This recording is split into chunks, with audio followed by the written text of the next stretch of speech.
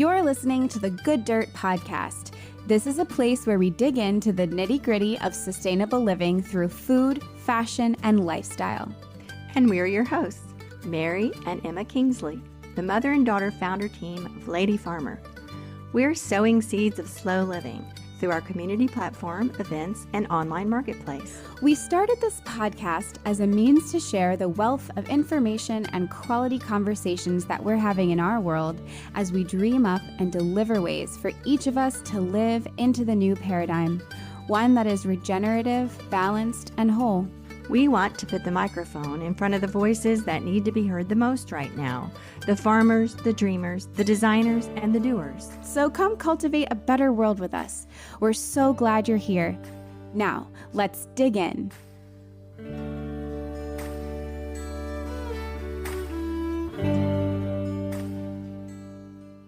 Hello, Mom. How are you doing? Hi. Very good. So you had been telling me that you wanted to revisit the fish story from last week because it was kind of related to the story that I was telling in last week's intro to the episode, but we had forgotten a few details. So did you want to revisit that? Yeah, because I feel like I left people hanging. Yeah, well, let's finish that out. So there's many versions of this story. It was called either The Fisherman's Wife or The Fisherman and the Magic Fish or The Magic Fish or The Fisherman and Three Wishes. There were all different sorts of names for it. But basically, the story was there was this fisherman and his wife, and they lived in this little house by the sea, and he went fishing every day. And one day he went out there and he caught a really big fish, and he pulled it out, and the fish could talk. The fish said, "Please let me go. If you let me go, I'll give you 3 wishes." And the fisherman was such a kind man, and he was very satisfied with his life, and he didn't feel like he needed any wishes, so he just let the fish go.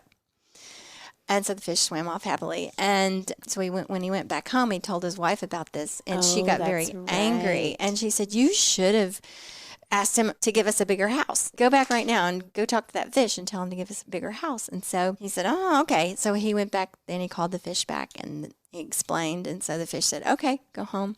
So he went home. And sure enough, there was a nice big house there, and the wife was like really happy for about a day. And then the next day she said, "I know there's another wish. Go back and tell him I want to live in a castle." And he goes, "Oh, I don't really want to do that." And she said, "Well, I insist."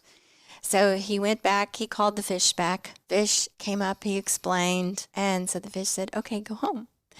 And so he went home, and sure enough, his wife was standing there in a castle, and there was all these beautiful things around. And so she was very happy until the next day. And she said, "You know what? I want to be queen." And he said, "Oh, no," because, you have your castle and we have so much. Why do you need to be queen? But she insisted. So he went back to the sea. And by this time, the sea was roiling, and there was a storm coming up, and there was dark clouds. And so he called to the fish. The fish came back, and he said, "My wife wants to be queen now." And the fish said, "Oh, okay." And so go home. So he went home, and sure enough, his wife was sitting on a throne. So he thought that was going to be it. No more problems.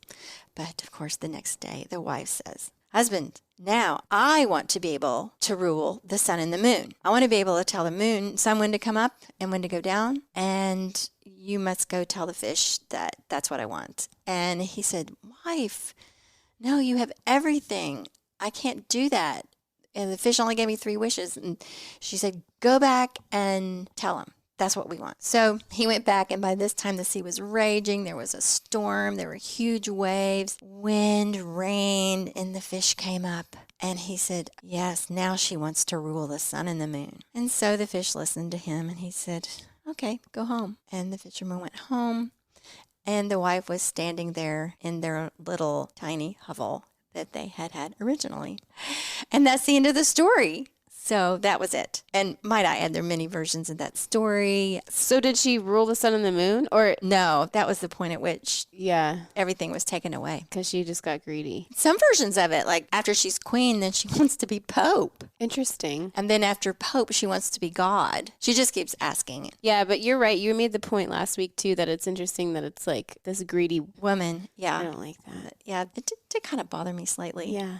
And like the needy wife, like. Yeah. Oh, she's just sitting at home, like, wanting things. Very benevolent, but spineless husband, Yeah. He should have said, "No, I'm not doing that." Yeah. Yeah, I think I could be wrong about this. Originally, a Grimm's fairy tale. And those are can be kind of dark. Absolutely. Mm-hmm. Yeah, and fairy tales are interesting. They really go into psychology and myth, Yeah, archetype, stereotypes. definitely. Fascinating stuff. Anyway, I just wanted to come full circle on that in case anybody was wondering. Yeah, it's funny when you remember something about 60% of the way. Yeah, but that's exactly what came to mind when you showed me the picture of that huge catfish last week down at the river. Wow. Yeah. So what's up with you? Well, this week we've got lots of fun things. Both Julia Watkins's gardening book came out, which if you haven't listened to last week's episode, that's what that was all about. And the Our Wild Farming Life book was also officially published this week. So that's two exciting new books, and you can purchase the Wild Farming Life book in the Lady Farmer Marketplace. If you haven't listened to that episode with the author Lynn Cassels, is another wonderful treat. That is episode 77 from just a few weeks ago. Definitely give that one a listen. Lynn is so fun, and their story is so interesting. No matter whether if you are a farmer, have nothing to do with farming, like you'll enjoy it and get something out of it. It's such a great book. And if you purchase the book from the Marketplace, you get a free ticket to our author meet and greet event that we'll be having in April. More details forthcoming, so we can all hang out with Lynn again. Be really fun. Oh, that'll be fun. I'm really looking forward to that.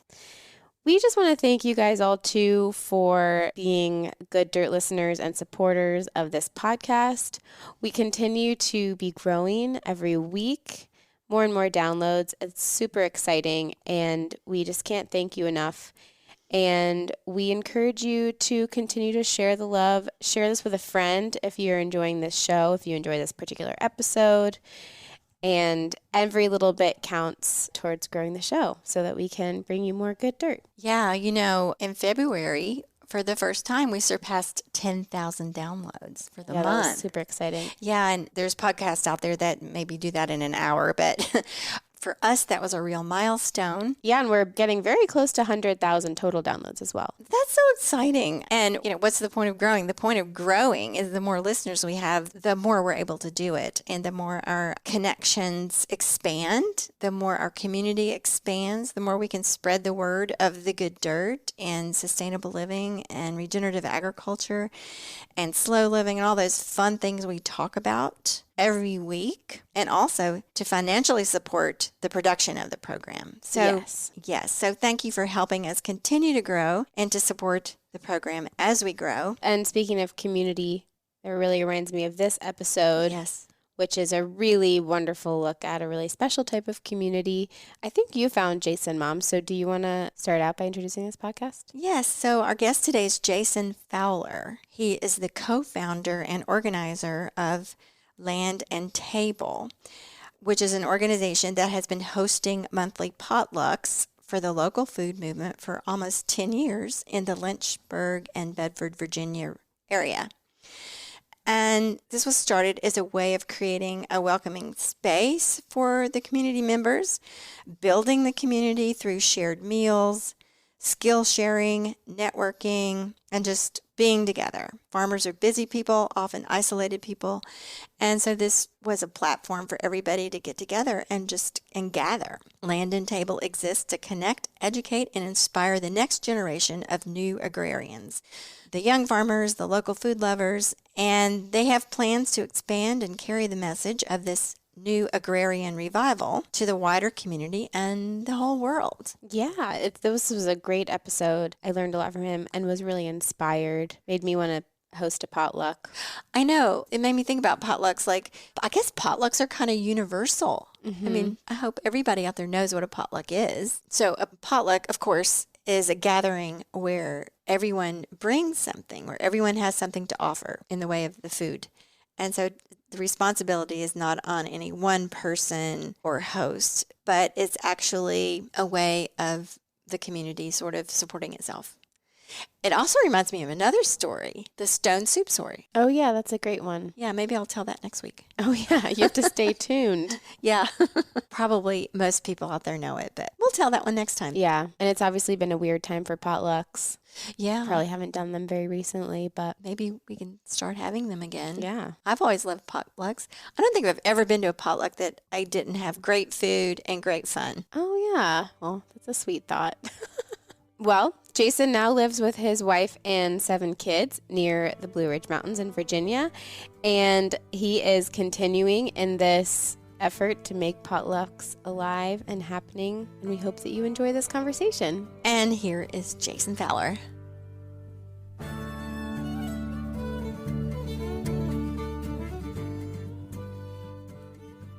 I'm Jason Fowler, one of the co-founders of Land and Table. I'm kind of a man of many hats. And so I've been organizing potlucks for Land and Table for around 10 years.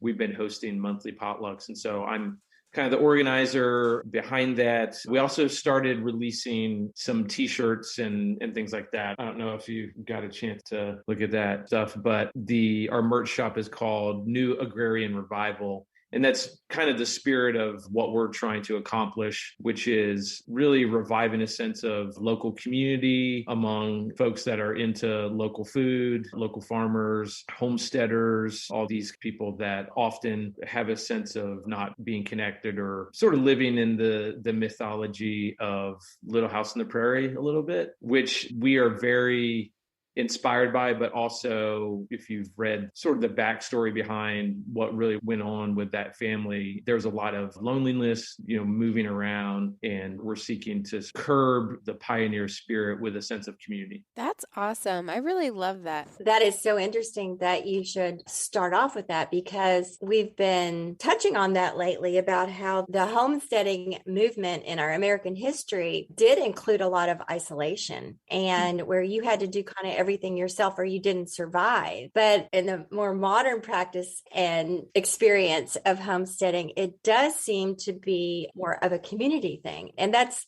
really a positive thing, because now the way we live and the way with the scarcity of land and so forth, we can't all be isolated. And just because you want to grow your own food and live a little more self-sufficiently does not mean you have to live in the absence of other humans or human help or humans doing other things that you need to live. So yeah, that's been kind of a thread going through our conversation. So that's really interesting. So anyway, tell us, what is Land and Table exactly? So my wife and I lived in Northern Virginia. I grew up in Prince William County, and we were living in Fauquier County. And we were looking to get away from kind of the frenetic energy of Northern Virginia. And we were looking to find a place that was outside the Northern Virginia area. We were looking to kind of live in community with my wife's parents and sister and husband. And we ended up sort of looking at the Lynchburg, Bedford area. And in the end, we ended up not living in community, but we all moved down to the same area. Around the same time, my wife Pam and I were sort of falling into thoughts about homesteading and eating local. And it soon became kind of a shift in our life that flipped us upside down. And long story short, we ended up, this is a really strange story in some ways. Sometimes I have to figure out like how many details to tell, but we moved to Lynchburg and we're in this new area. We're starting to fall into eating local and meeting different farmers. And we had an opportunity arise where an older couple who we knew through some other folks invited us to live on their farm. And around that time, I started reading Wendell Berry. There's a lot of converging things that happened. So we were living on this farm that was a historic village called the Village of Curtis near the Blue Ridge Mountains. Very picturesque place. It had an old general store on the property. And so we lived in this cabin by a creek. And at the time we had 3 kids. Now we have 7. So we were living in this cabin, and I was commuting into the city of Lynchburg for an economic development organization. And this organization was all about technology, but they were connected with some other organizations that were focused on, different things like job development or different economic development things. And I said to my boss one day, I was like, hey, why is there nothing about economic development for food and agriculture in our area? And he was like, well, I'm not sure. A new farmers market sort of popped up and we ended up connecting with those people. My boss went to this farmers market and he said, look, let's put something together kind of about the economic impact of the local food movement. And so I put together a white paper, and my boss took it to regional leaders. I took it to a few friends, and we sat around my friend Ben Coleman's farm, and we said, we had sort of two questions. One was, what do we want, regional leaders to do for the local food movement? And then we asked, what are we going to do to grow and support the local food movement? And we decided that we were going to meet sort of repeatedly over these questions. And then we started saying, well, hey, we're talking about local food, and some of us are farmers, and why aren't we eating together? And so we started eating together, and so more and more people started to join us at these monthly potlucks, and soon we just found ourselves covering all kinds of different topics, and just this idea of building community and cultivating community. It became clear that what was needed was the intentional cultivating of community, because my wife and I would even meet different farmers who, this one farmer we buy eggs from, another we buy meat from. And, we'd be like, hey, do you know this other farmer? And then, oh, yeah, we know them. We haven't seen them in a long time. Farmers tend to be extremely busy. And like most of us, we have all the different things that we're juggling, and farmers are even more so. And so there's kind of a cost to getting together with people, whether it's you have to do your farm chores early, or you have to get home not too late, or these different kind of things. But we saw this need to connect farmers together. And then, we really open up our monthly potlucks to anyone. And so we don't draw the line around farmers. We invite people who are just local food lovers, or people who have a backyard garden, or just all kinds of people interested in sustainable agriculture, just living close to the land, kind of the back to the land mentality. These are all things that we kind of coalesce around. That's amazing. I bet my friends Michael and Arden at Great Day Gardens. So yes, they are on our advisory board. Cool. And so, we have some great events over there. Every time we have it at their farm, they are great hosts. And of course, we several times have done pizza. Yeah. They have a wood-fired oven over there, and they're doing great work. Yeah, they were one of our first podcast guests on The Good Dirt. Yeah, I think I remember that. They were a couple of the first farmers we talked to. Yeah. Yeah. That's fun. I think that's where I first heard about you guys. Oh, cool. That's so funny. I wonder too. I wonder if Yeah. that's kind of how we ended up finding you too, is like through them. So this has been going on about 10 years ago. You guys started this? Yeah, that's right. It was just about 10 years in November here. And so monthly potlucks for 10 years. Oh, wow.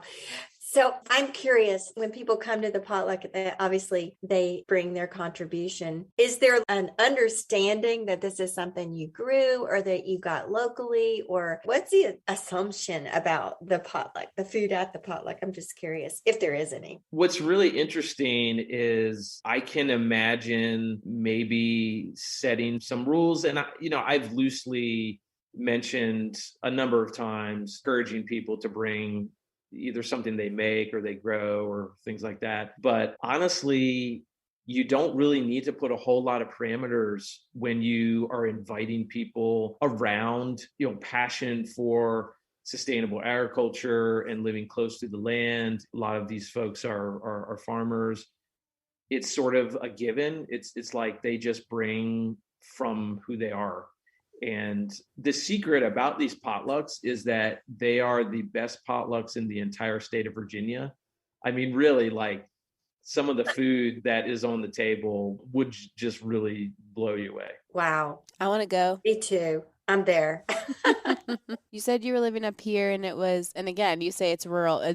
There was still a sense of just a lot going on and you really wanted to like simplify and slow things down. Would you say that was the extent of your sort of like aha moment, making a change as all of these things sort of convalesced? Like you were reading Wendell Berry and you had this living situation opportunity open up to you on a farm. Were there any more like specific aha light bulb moments that you can speak to about kind of a change? And also, I don't know if you mentioned, but about when was that? How many years before Land and Table, I guess, did that start? Gosh, we moved around 2006 to the Lynchburg area. And I believe Land and Table started around November 2011-ish. But even before we would even think that moving onto a farm was a good idea, because there was a time when that really wasn't kind of in our mindset, or it wasn't kind of in our view of something that would even be a good thing. But when we were newlyweds living in a basement apartment of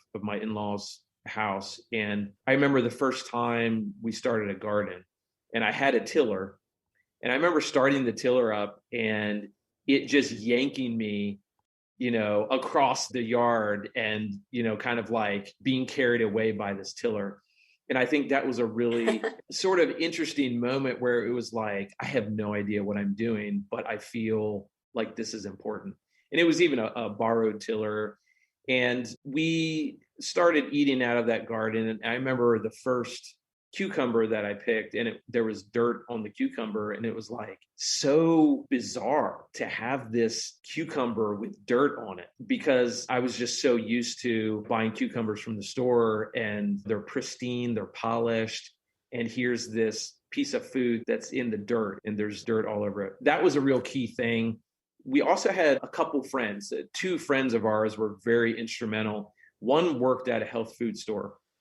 And because of this one friend, our friend Kaylee, we started really thinking a lot more about what we ate and about our health and the connection between food and health. We had another couple friends, our friends Jessica and Dean, and they were exploring alternative building and more simple living kind of stuff, homesteading.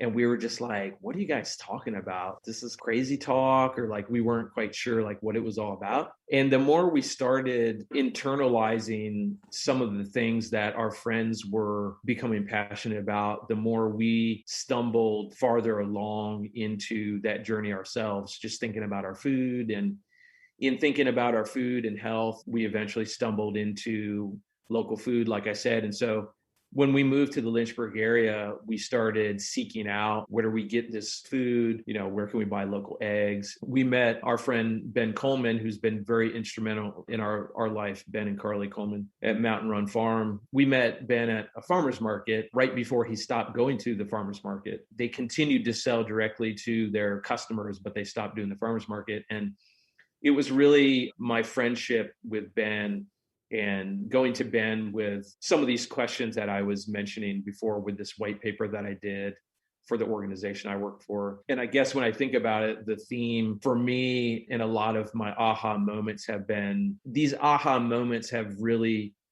been influenced by friends. And I would say, friends in books have pushed us into a whole series of aha moments that were very like serendipity moments, where you're just like, what just happened? My mind just changed, or like something blew up in my spirit, or you feel this shift and you're like, something has shifted and now new things are important. And so when the opportunity to move onto a farm occurred, we were already starting to go, how do we find this different kind of life? And like I said, it was kind of a convergence for us. Gosh, I just love that. And you articulate that so well. I think that is probably a very familiar experience across a lot of people that are interested in these things, and probably a lot of our podcast listeners, of just this inner knowing. Like, I love that moment of you with the tiller being like, it was probably like a hot mess situation, but you were like, I'm onto something here. I love your description of that almost visceral experience when you read a book that something really impacts you and really shifts something inside. And I feel like I've been having that a lot lately with all these writings and articles and reading the books about, climate change and the local food movement and how people are catching on to and starting to understand the importance of it. And we always love to talk about good reads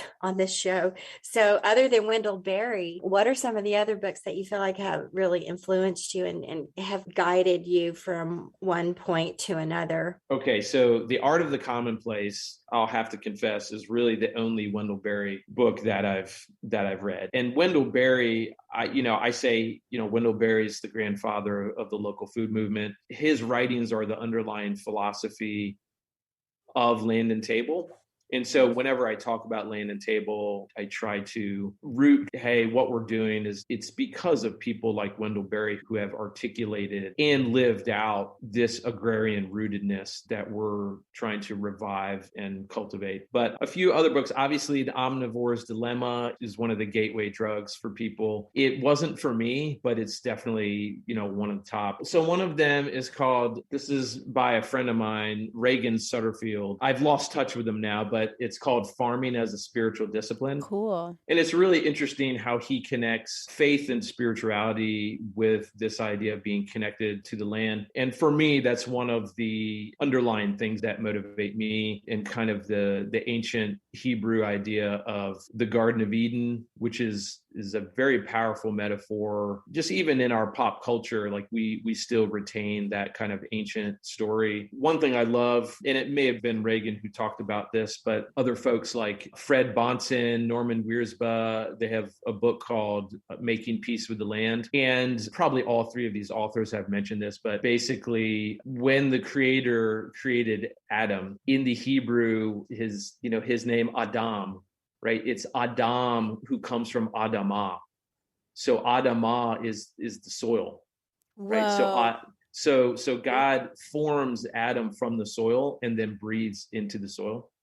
And so this idea of Adam coming from Adamah is really one of these underlying things that really stokes a lot of my underlying philosophy is we as humans being connected with the land. It's not just kind of a novel thing. It's not even that it's like a popular cultural movement, something really deep, something spiritual, something really ancient. And the more that we are divorced from the land, the more we become unhealthy.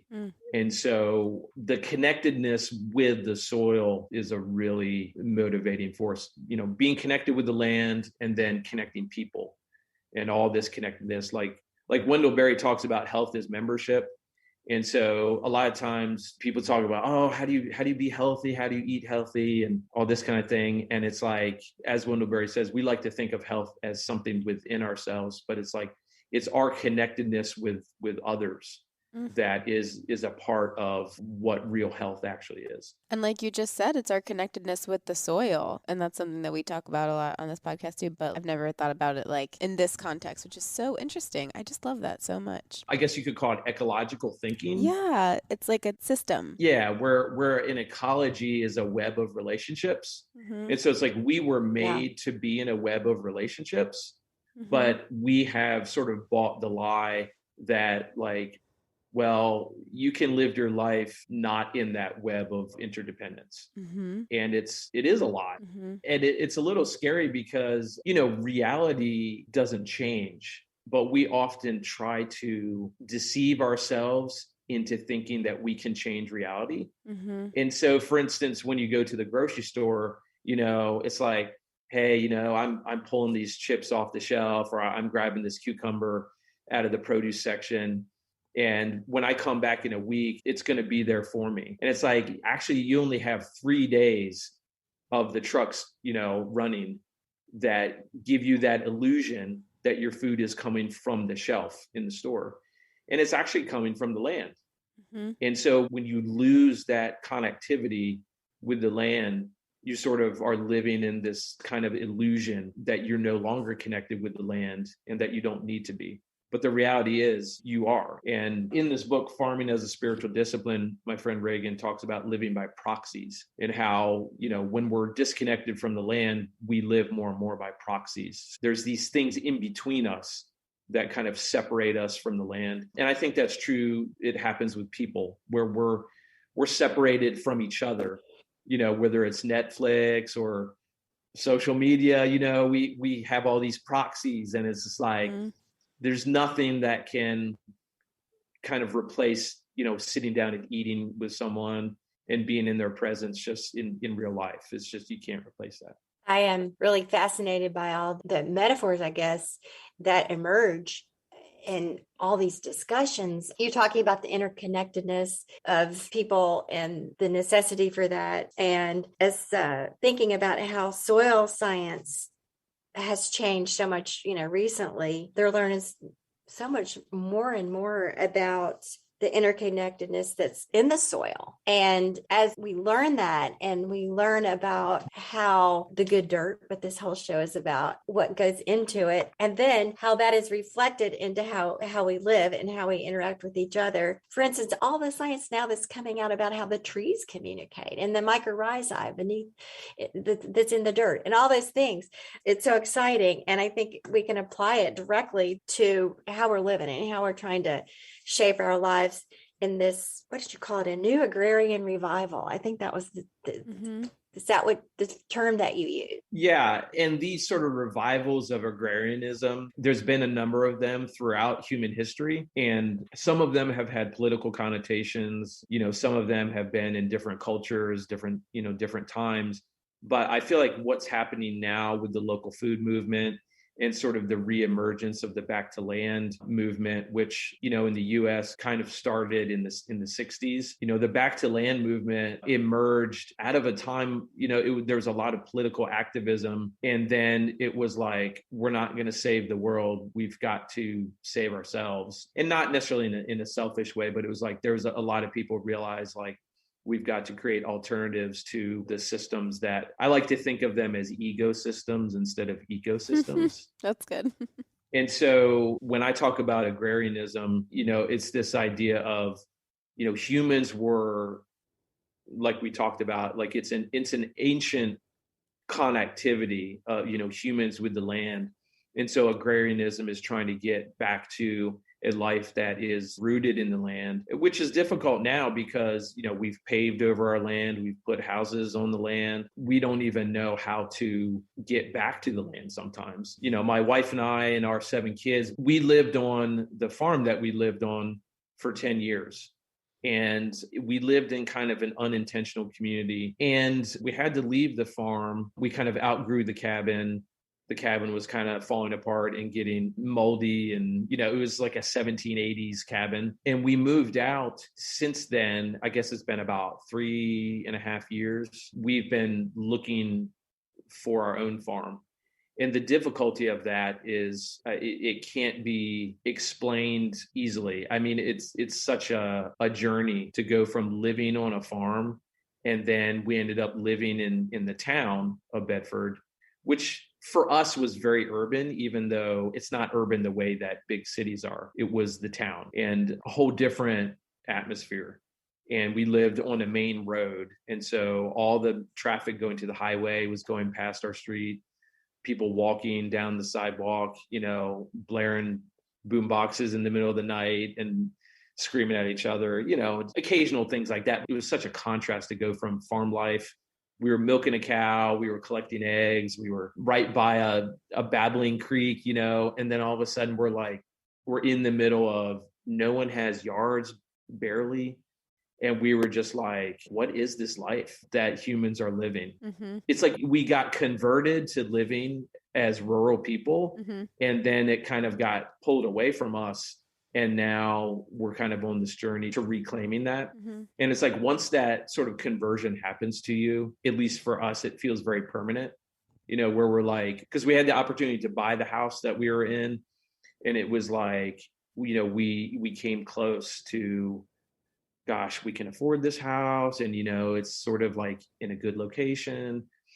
And the more we sort of contemplated that, the more we were like, oh my gosh, we would rather die than go back to a life of it was almost as if we couldn't comprehend. And this is still where we are. We can't comprehend a life where we have no animals. There's no farm animals, no growing things.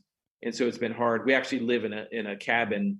We jumped 200 years, which is nice. Now we live in a 1980s cabin, and we're on 60 acres of pine trees that's owned by the company I work for. And I do marketing and e-commerce stuff and graphic design for a company that makes overlanding equipment and things. So when I go to work, I walk outside of the cabin and I walk down the hill to the shop. And so that's my commute, which we love. We love, I can walk home for work and things like that, but it's not a farm. Mm. And even though like we have the forest, we have to get back to the farm. And I think that's a journey for a lot of people where it's not really clear how to get back to the land. The same way that it's not always clear how you even get back to other people.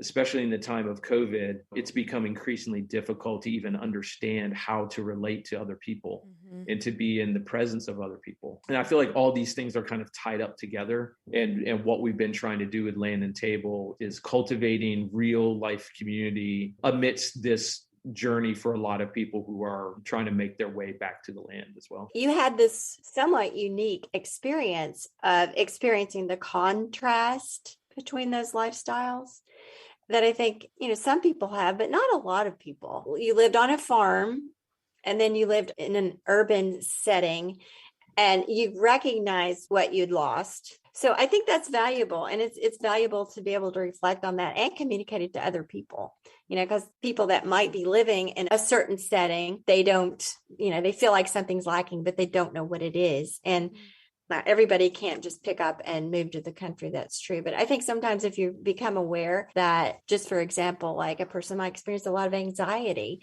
and they may or may not attribute it to where they live or their surroundings or what they encounter every day.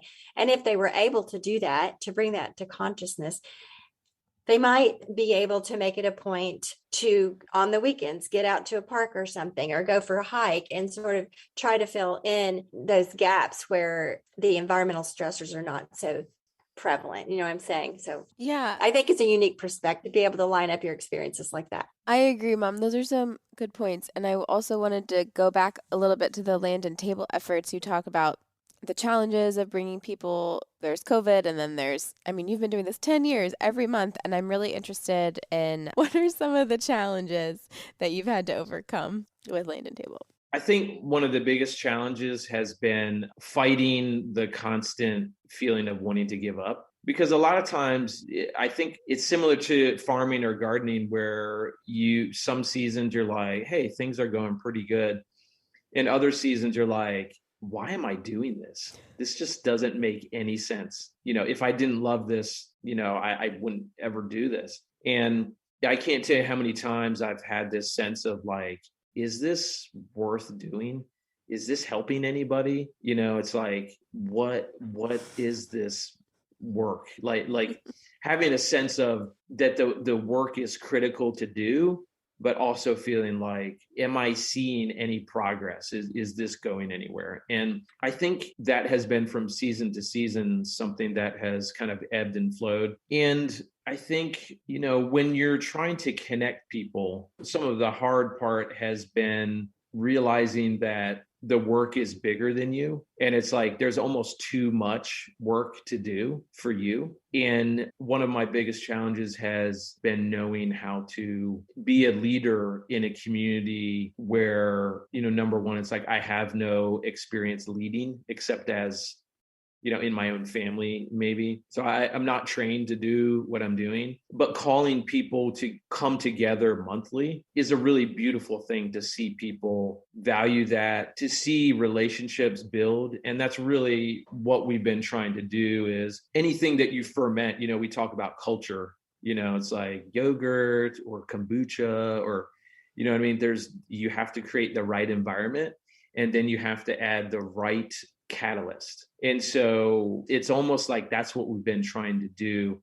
And some of the beautiful things that we've seen is farmers coming together to form buying clubs, a chef connecting with a farmer, people becoming friends, people who are feeling isolated or suddenly have people to connect with. Even Michael and Arden, when they came to the area, it was really beautiful to see that they were able to all of a sudden come into this network of people that they were already there. Mm-hmm.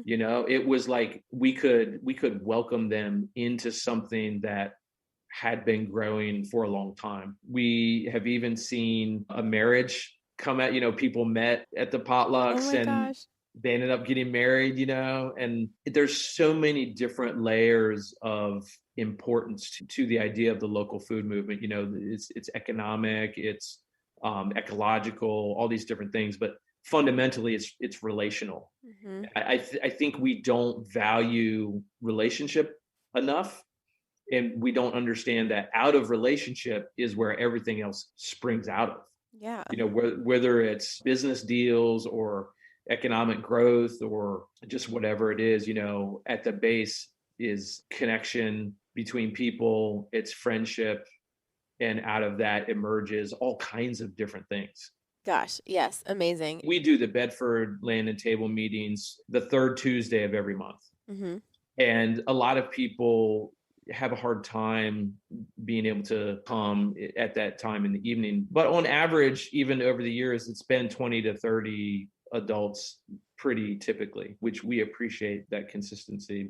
And people have come and gone and different things. But it really is a community of communities. And we'll get a big group of people coming from another county. And so, for instance, we recently started another Land and Table group in Amherst County that meets on the third Saturdays at a different farm. And our vision really is to have more of a hyper-local community. That's really, I think, the antithesis to all the things that are unraveling local community. This sense of like globalization and technology is kind of fracturing. Even economic trends, have been fracturing local community for a long time. And so, to us, the solution is hyper local networks of people who are, mutually supporting one another. I mean, this is the way that people farmed for forever, is having these agrarian communities where you're helping bring in the harvest. And these things seem nostalgic to us now and almost like fairy tales, but it's really not a fairy tale, right? It's really what we were talking about with ecological thinking. It's like that's how we were made to live. But if people want to replicate that, and this is some of, I feel like, is the work of Land and Table too, is to inspire other people to do what we're doing. And I would say if you want to recreate what we're doing, what we're talking about is healing the fabric of local community. And the only way to do that is to create space for people to come together. And it has to be consistent. What we've found is that it takes a small group of people to do that. Often it's very difficult if you just have one person. I myself would not consider, when we started Land and Table, we were not full-time farmers. We were just kind of dabbling in homesteading. And then our friends Ben and Carly, they were full-time farmers. And so it was the collaboration between us that enabled Land and Table to grow. So I think it takes a small group of people to do monthly potlucks. I think it takes the right venues. Some farms are able to host a whole bunch of cars, 30 people, kids running around, and some farms can't. That's just the reality of things. I think, with COVID, a lot of people are very sensitive about meeting indoors. And so you have to take into consideration that, especially in the winter months, we'll take off December and January a lot of times, not because of COVID, but just because winter is kind of a hibernating time and trying to recollect ourselves. But December is really busy anyway for a lot of people. So keeping the potlucks focused on local food, right? It's like we're building community, but we've kind of narrowed our focus to the local food movement. And I honestly feel like that is so open that anyone could kind of come into that. But obviously, if you're not interested in regenerative agriculture and simple living and local food, it may not appeal to you, but we get all kinds of people. And so it's a very open community. And I think the last thing that I would say is we actually do different kinds of potlucks. And so we'll have skill shares, we'll have forums, we'll have work parties, we'll have presentations, and then sometimes we'll just do socials. And so we have these different modes by which the community comes together. And I think having that sort of diverse kinds of meetings allows for different things to happen. Yeah, I think that's great. And I would also say having those diverse kinds of meetings allows room for people of all kinds. Like, I think maybe potlucks, just purely social potlucks, could be like really hard for some people that might be particularly introverted, but say do a Skillshare or a forum, and that's like an invitation for, I have something I can bring. I have, something I can watch. Being sort of community facilitators ourselves, that's something we've learned too. Make space for everyone. And a lot of times that means offering something for people to participate with or bring to have a job almost. Yeah, absolutely. Absolutely. So Jason, can you speak to the evolution of this local food movement and how you've seen it change since you've been involved in it? I wish that I could say that I have seen the local food movement in our area dramatically grow, or that we could say like, hey, because we've done certain things, we can point to the changes that have been made. But I think, the rising awareness of the importance of local food, I don't know that we can claim that we did that, because I feel like that is just something that is emerging in the culture overall. But I think, we can point to the different relationships that have emerged, even farmers collaborating on the same land. We've helped facilitate those kinds of things. It's kind of the relational growth that ebbs and flows, I think.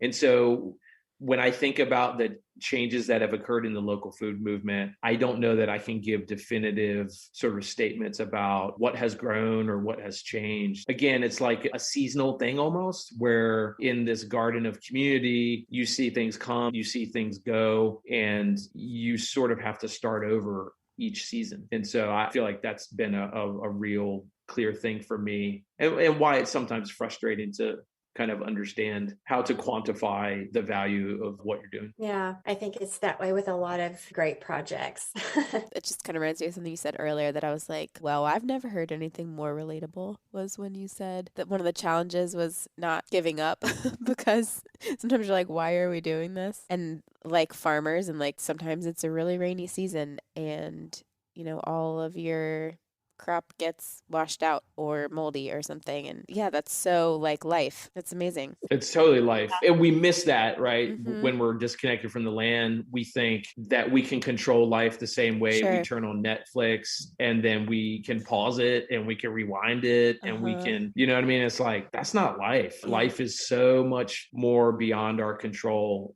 So we don't have our finger on the button to make things go or not, Mm-hmm. So Jason, what does the good dirt mean to you? I love that question. And I was really thinking a lot about what my answer would be. I guess two things. One, I think about the parable of the good soil, if you've ever heard of that. And it's this idea that it's like, we have all been given this sort of same opportunities. It may not seem like it. And obviously we all have different challenges in life, but it's like some soil produced a little bit, some soil produced nothing. It's like the seed went on the soil and different things happened. Sometimes it got swallowed up by thorns, sometimes it got stolen, but it was like some of the soil produced 10-fold, 30-fold, 60-fold. And so I think the idea of good dirt is this idea of like, what are you going to do with the seeds that you have, right? Everyone has some good seeds that have been cast your way. And obviously we also all have the challenges that can counteract the life of those seeds. I think the other thing I would say about what is good dirt really is community, like what we were talking about earlier. The microbial community, it's becoming more clear with science that you can't create fake fertility. You can't just leverage technology to make plants grow better. Eventually, you find the limits to those means. And in reality, it's because you're not understanding what is happening in that soil, that the soil is a community of communities.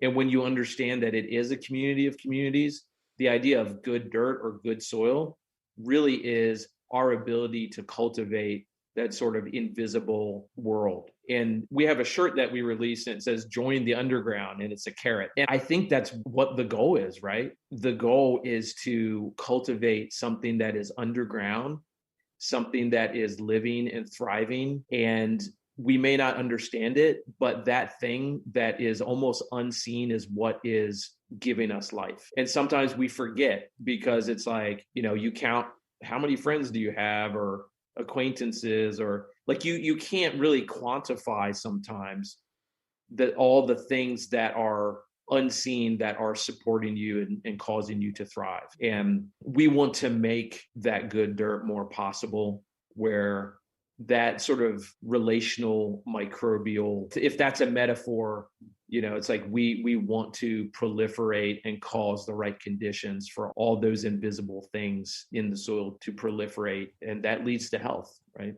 Gosh, you're so eloquent. That's wonderful. I love that point you made, that we can't create fertility, and sooner or later we're going to hit the limits of that. Like you're going to hit the wall on just those external inputs, both metaphorically and literally. You have to let things develop underground. Yeah. It's very rich and nuanced topic. Thank you very much for expressing it that way. But yeah, and while you mentioned your shirt, your design, feel free to chat a little bit about that. What's it, New Agrarian Revival, like the merch situation? So tell us a little bit about that, and any other like projects or things you're working on that you want listeners to know about, or where they can find you and find this wonderful merch. Yeah, if you go to landandtable.com, there's a link to New Agrarian Revival. Yeah, I do all this kind of in my spare time. Mm-hmm. I wish that I could do it full time, and I just can't yet. So what's funny is I wear lots of layers. So this is called Saint Sparrow,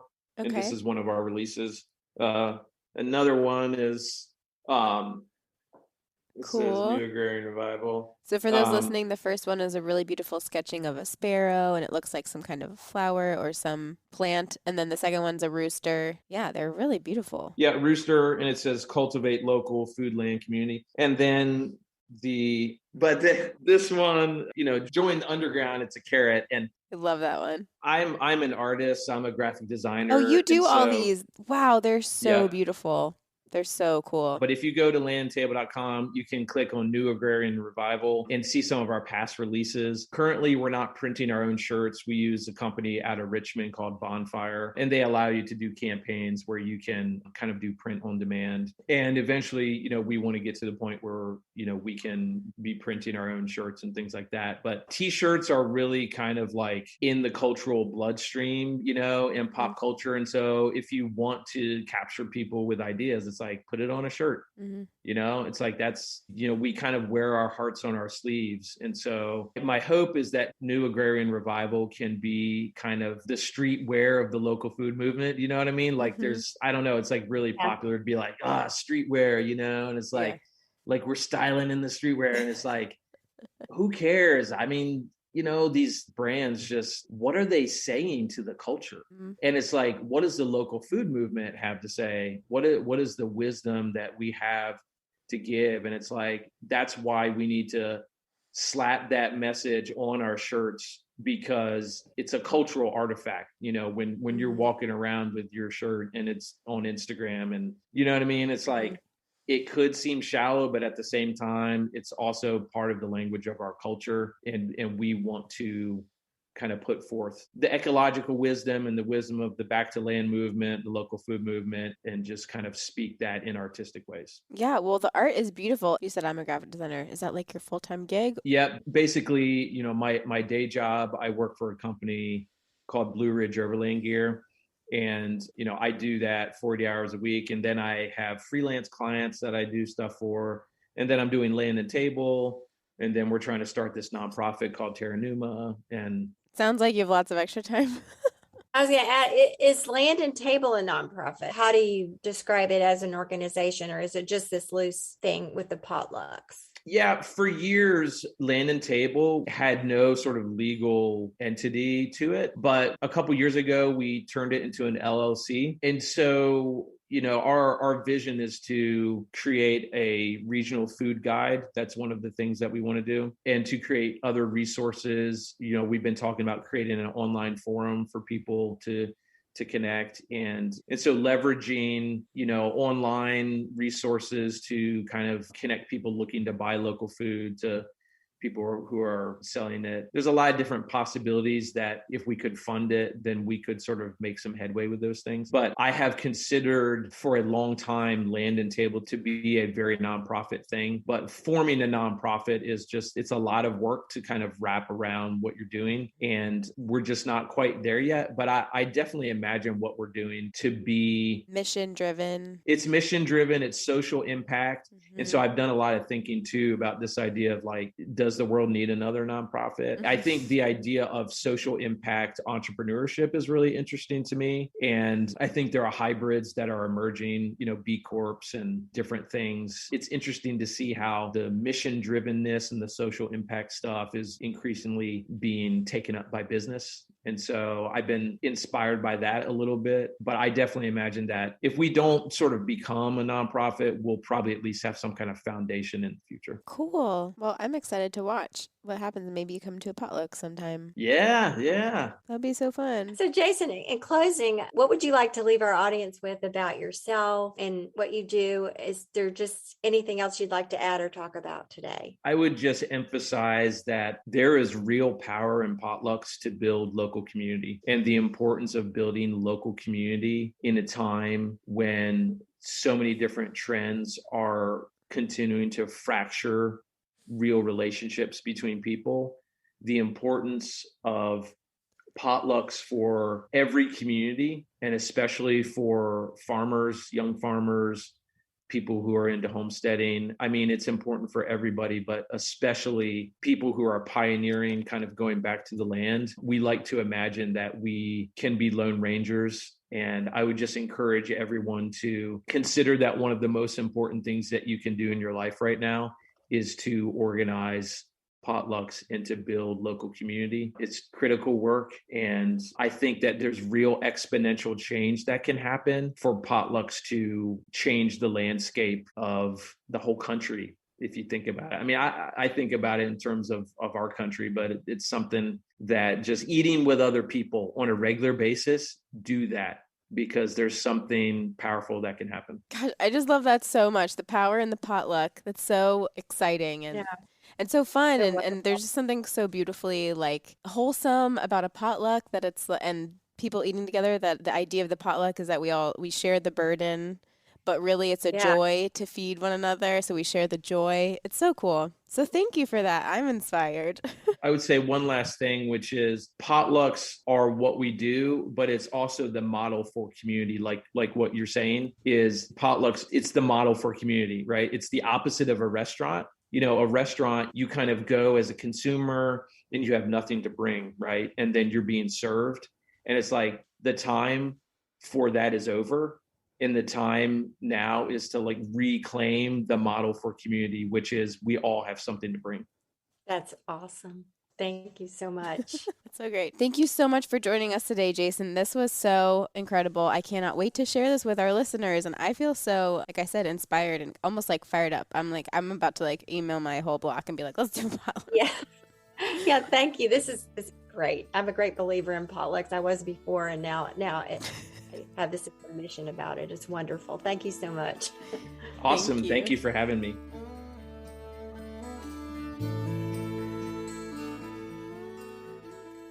Thank you for tuning in to the Good Dirt podcast. If you enjoyed this episode, we hope you'll share it with a friend to spread the good dirt. This show is produced by Lady Farmer, a slow living lifestyle community, and the original music is composed and performed by John Kingsley. For more from Lady Farmer, follow us on Instagram at WeAreLadyFarmer. That's We Are Lady Farmer. Or join us online at www.ladyfarmer.com. We'll see you next time on The Good Dirt. Goodbye.